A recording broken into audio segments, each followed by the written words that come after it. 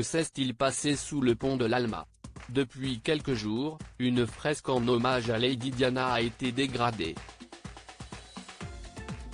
Peint par l'artiste cette nuit à l'endroit où la princesse de Galles est tragiquement décédée, son visage est devenu quasiment invisible. Sur son compte Twitter, le journaliste Romain Ambro a partagé plusieurs photos de la fresque effacée.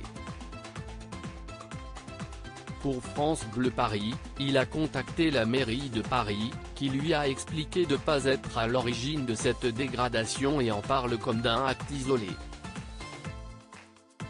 L'artiste cette nuit a quant à lui regretté que sa fresque ait été effacée. C'était malheureusement le jeu du street art, a-t-il réagi.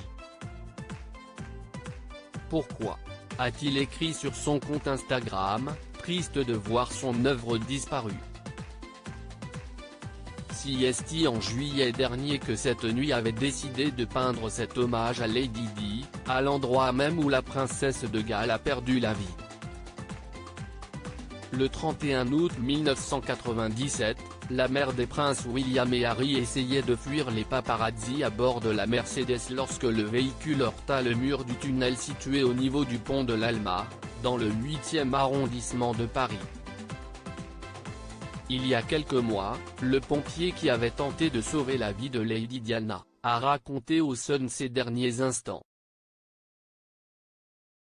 Nous étions très proches à ce moment-là et ça nous a pris moins de 3 minutes pour nous y rendre. La voiture, note de la rédaction, où se trouvait Diana, était dans un piteux état et on a traité ce cas comme n'importe quel autre accident de la route. On s'est directement mis au travail pour voir qui avait besoin d'aider et qui était en vie, expliquait Xavier Gourmelon. La femme, dont j'ai plus tard appris était Lady Diana, était au sol à l'arrière. Elle bougeait très lentement et je pouvais voir qu'elle était en vie. J'ai massé son cœur et, quelques secondes plus tard, elle a recommencé à respirer. Pour être honnête, j'étais convaincu qu'elle allait vivre. Autant que je sache, elle était en vie lorsqu'elle se trouvait dans l'ambulance.